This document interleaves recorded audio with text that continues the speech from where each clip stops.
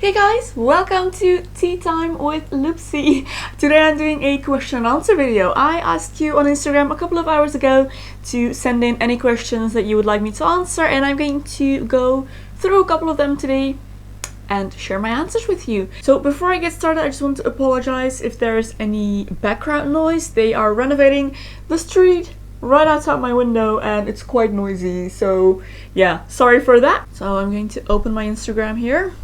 Oh, by the way, I'm drinking a spicy fruit blend tea. Let me know what you're having in the comments. So there have been a couple of questions that I've gotten a lot, so I think I'm going to start by answering a couple of those. Many people are wondering about the music I listen to nowadays, what's my favorite song, favorite artist. So I actually recently noticed that I have gone back to listening to the same type of music I used to listen to as a child before I completely shut out everything that's on the radio and started to listen to folk and stuff like that. I find myself listening to just pop songs, but mostly this is something I've always loved. I love the pop songs that are really depressing. I don't know why, for some reason I'm just attracted to that. I also really like singer-songwriter music, so you know, just a really good voice with a guitar. I really like that. As always, music has to have good lyrics for me, or no lyrics, or at least acceptable lyrics. I cannot listen to songs with horrible lyrics. It drives me nuts. There aren't any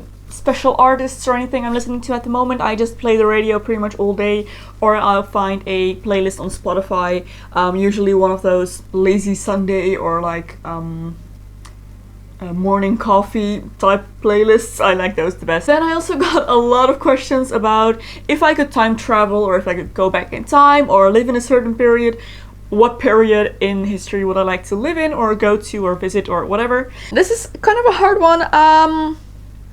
There is something horrible about every single period in history, so it's pretty hard to choose one. I don't think I would want to go back at all, to be honest, but I have to say there is a certain strong appeal in the 18th century for me. I just love I love the aesthetic.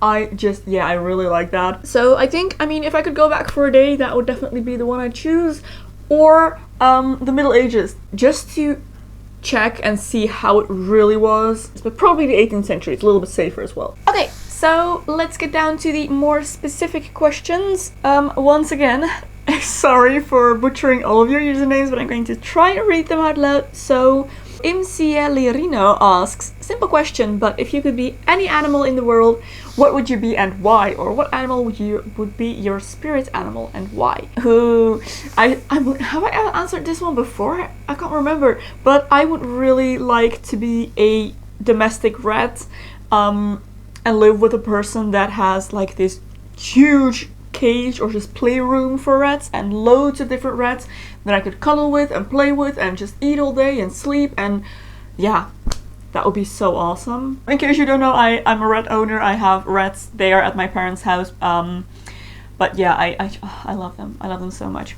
Elinola_ says, hi Lucy, happy Tuesday. Hi, happy Thursday it is now. What is your favorite budget concealer for light skin? I desperately need a new one and can't find my all-time favorite. I love the collection concealer in the lightest color, which is just number 1, I believe. It's really good. It's really light, and that concealer is amazing. I have a review over on my blog if you want to check that out. Yes, those I really recommend. Love and Lipstick 13 asks, among other questions, where would you like to see yourself in 10 years in life? Let's see, in 10 years I will be 33 years old. Wow. By that time I definitely want to be married. I would like to have to own a house, and a car, and perhaps have 1, maybe 2 children by that time. Work-wise, I'd love to still be blogging and doing YouTube, if you guys will still watch me in 10 years. That's kind of where I see myself. I don't think that should be too unrealistic, right? Georgie Porgy 144 asks, what is your fondest memory of your university experience? Definitely the study trips. We went to Dublin twice and to Edinburgh, and oh man, it was so good. It is so much fun to explore a city with a group of friends that you're really comfortable with, you share interests with, and these trips are always very well planned with lots of fun activities and everything. So, and I definitely have some very, very fond memories of those. So yeah, definitely that. Otati_98 asks, what are your 3 favorite things about your inner self and your 3 favorite things about your outer self? Okay, I'm gonna go with just 1 because 3 is way too much. Inner self. I feel like I am very good at observing and kind of digging until I find the truth, one way or another. This is sometimes a bad thing because I tend to really overthink everything and worry a lot, but it also usually leads to good conclusions, and that is something I really like and have found to be very valuable in my life. Yeah, that's something I like about my inner self. And about my outer self, I have to say I'm pretty happy with the way I look in general. I don't think I ever worry about the way I look. Yeah, it's just not that important to me, if that makes any sense. I don't know. Yeah, I don't think I've ever worried about anything about my body.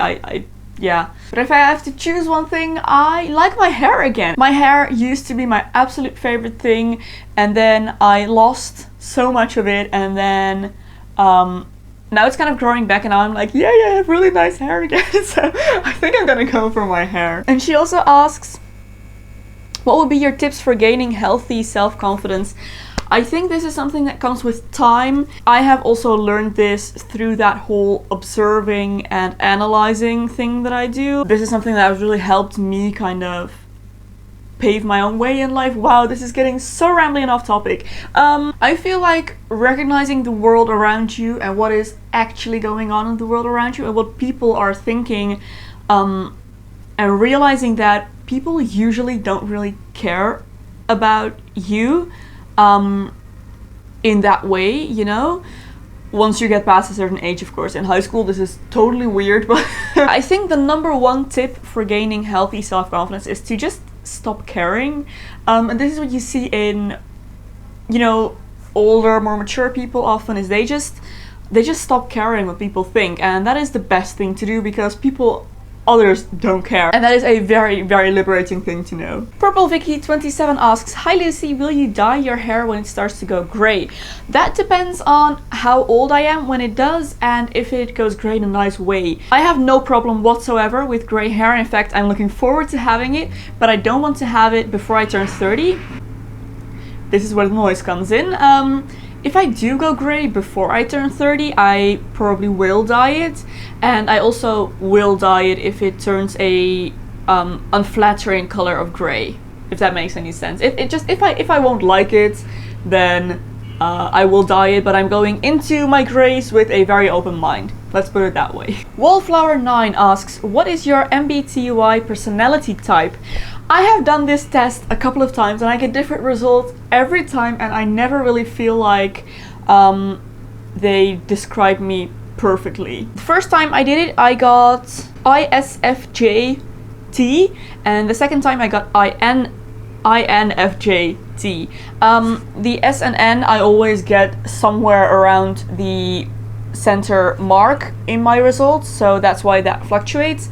I'm very 50-50 on that. But yeah, both of these personality types, when I read the descriptions, are very focused on helping others and spending a lot of time and energy into, you know, making the world a better place and stuff like that. And that is something I don't necessarily recognize in myself, so I'm not sure what's up with that. But yeah, that's what I get when I do those tests. Lady the Gentleman asks, what do you think about the LGBT community? I've gotten questions like this more often, and I never really know what to answer, because, I mean, what should I think about the LGBT community? I don't really have an opinion. I mean, it's a fact that these people exist. I am very happy I live in a place where they can do what they want to do, what they feel in their hearts they should be doing, and I am all for, as long as you harm nobody, do whatever it is you want. Yeah, and again, I'm very happy to live in a place where everybody is free to openly express their sexuality and have a lifestyle accordingly. and it's completely accepted. So yes, thumbs up, I guess. So I hope that is the answer you wanted to. Sorry, I'm really not exactly sure what this question means. Rebecca_poopoo asks, can you tell us how you met your boyfriend? Please, I have never heard the whole story.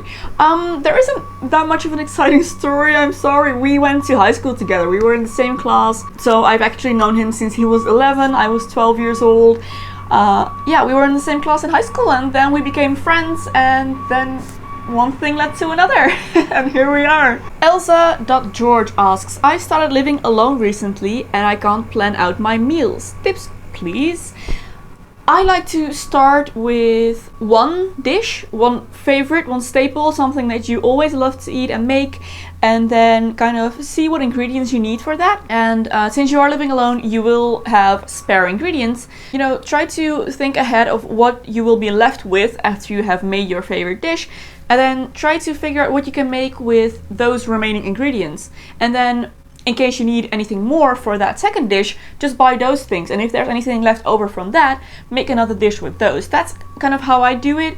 I always start with one meal and then I see what I will have left and what I will need to kind of supplement that. That's kind of how I like to do it. And in time, you will kind of figure out how much you actually eat and how much you need to buy. LaGrande_ asks, what is the strangest thing you believed as a child? P.S. I love you. Love you too.